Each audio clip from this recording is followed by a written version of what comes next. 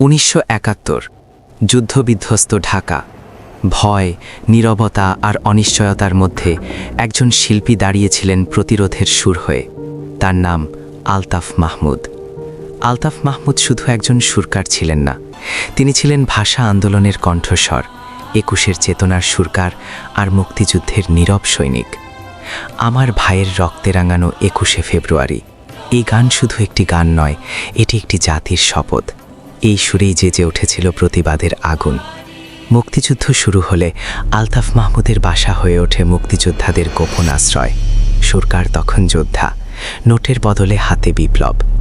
30 August 1971 রাতের নীরবতা ভেঙে পড়ে পাকিস্তানি সেনাদের বুটের শব্দে। গ্রেফতার করা হয় আলতাফ মাহমুদকে। তিনি জানতেন এ পথ আর ফেরার নয়। কুখ্যাত টর্চার সেলে চালানো হয় অমানবিক নির্যাতন, কিন্তু কোনো অত্যাচার ভাঙতে পারেনি তার আদর্শ। এরপর আলতাফ মাহমুদ নিখোঁজ। কোনো দেহ পাওয়া যায়নি, কোনো কবরও নয়, একটি জীবন ইতিহাসে গুম। তিনি ফিরে আসেননি, কিন্তু তার সুর আজও বেঁচে আছে। 21শে ফেব্রুয়ারির প্রতিটি প্রভাতে আলতাফ মাহমুদ আজও কথা বলেন, সুরে, স্মৃতিতে, স্বাধীনতায়।